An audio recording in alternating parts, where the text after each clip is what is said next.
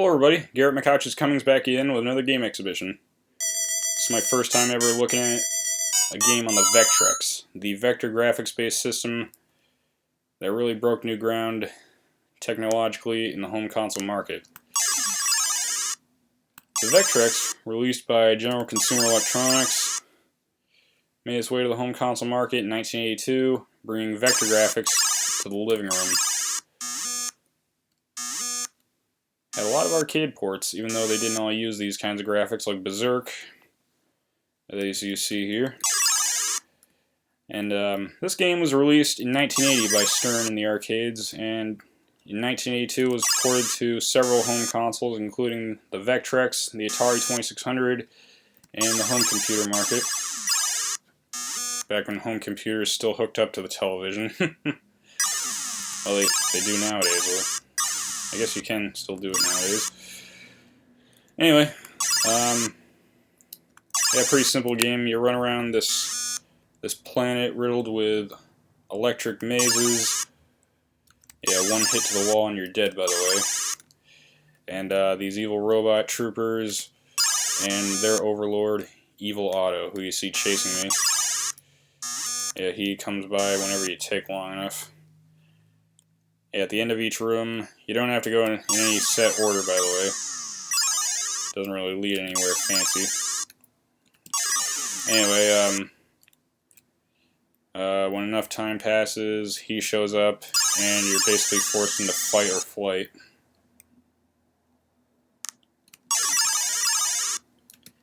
Yeah, unlike the Atari port, which I've played for several years. It's the only experience I've ever had with Berzerk. Maybe once or twice on MAME. Unlike the Atari port, the robots can actually fire diagonally. So you can no longer use that to your advantage. I can anyway. Whoa! Holy crap. Can I get around him? Yes! There's also no way to destroy Evil Otto. He's invincible.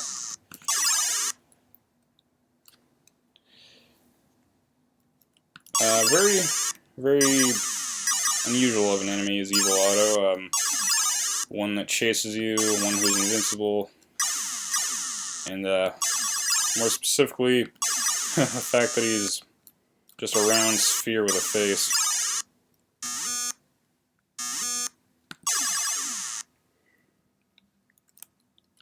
Although on that same note, this game actually had, back in the day, back when every game was trying to copy Pac-Man, there was one game I know of that tried to copy this one. In fact, I have the Game Boy Color port of, and it's a game called Seamus, where two robots are built, one good, one evil, and Seamus, the title character, goes around looking for the evil Shadowbot in various locations, and that game, yeah, it's like Berzerk, but with more pickups and power-ups, including extra lives and keys to unlock other parts of the maze.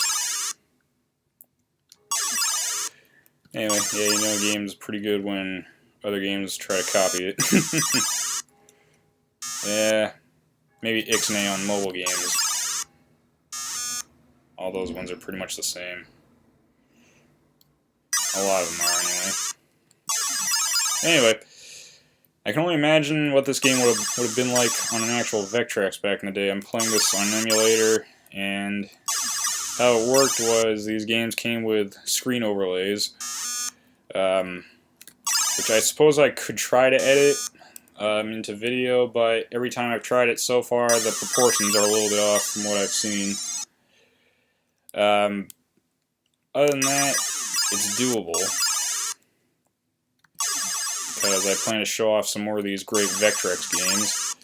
And it's the only console I can think of that actually changed ownership in its lifespan. It started out...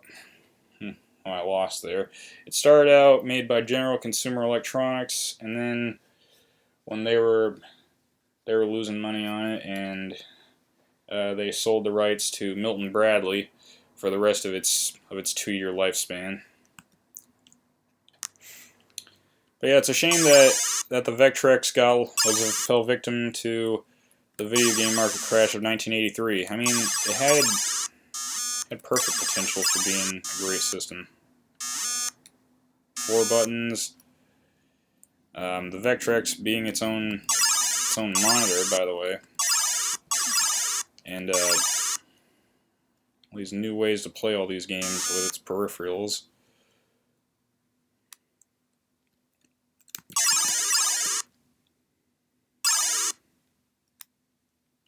And we'll play a couple more rounds of this. Whoa! Snuck attack.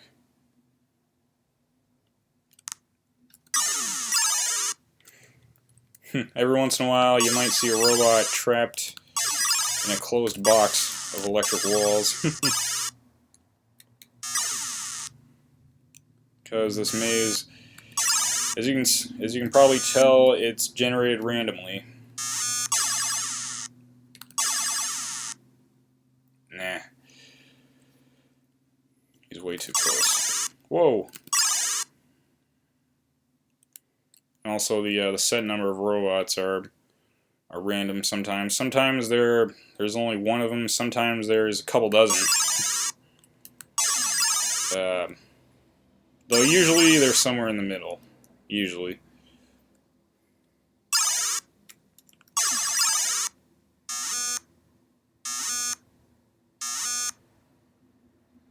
Yeah. My only complaint with this emulator that I'm using, Vectrex, it's not bad, but I'm no expert on Vectrex. I've never owned one, but something about the resolution looks a little off, and same with the sound department. As I was playing Mindstorm, I noticed that the cannon sound effect from your ship doesn't register. Maybe it has limited sound channels in the emulator. Yep, slow frame rate when there's enough robots on screen.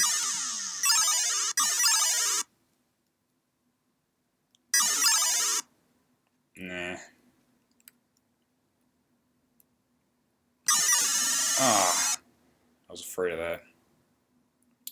I'll try one more round. But yeah, very decent port of Berzerk, very faithful to the arcade. May not have the voiceovers. I mean, what would you expect from an early Vectrex tile?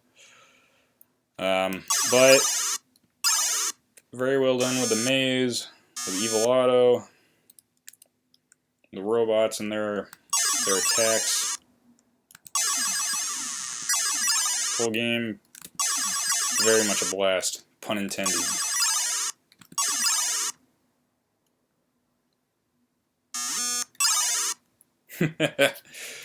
I guess they can kill each other by walking into each other.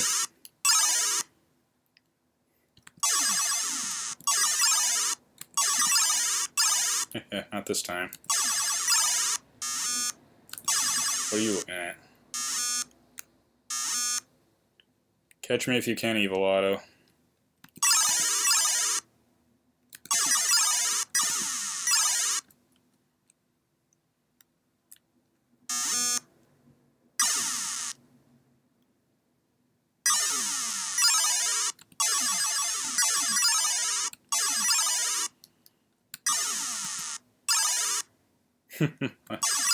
Hey, what do you know? There's a robot stuck in a room.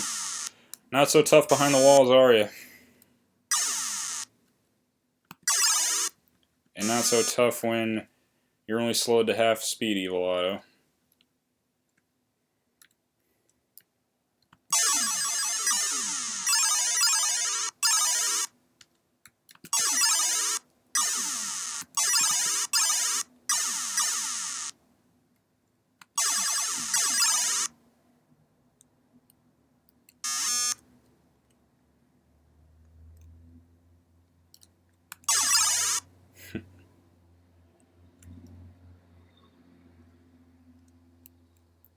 Yeah, I can only imagine that the text is a little easier to read on an actual Vectrex. Alright, whoop. Oh.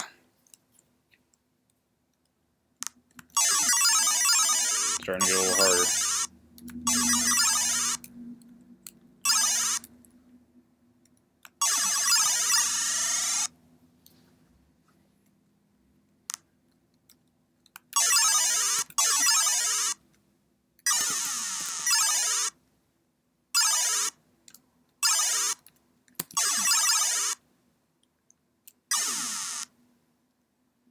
Come on.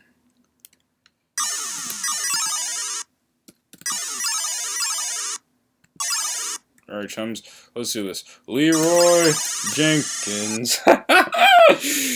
Anyway, that was Berzerk, ported to the Vectrex by General Consumer Electronics, and very faithful port to the arcade, aside from different graphics. Yeah, very well done. Let me know if you want me to do more Vectrex games in the future. I plan to do at least a couple more. Anyway, this has been Garrett McCouchy's Cummings, another game exhibition. First time ever doing Vectrex. Till next time, keep on shooting.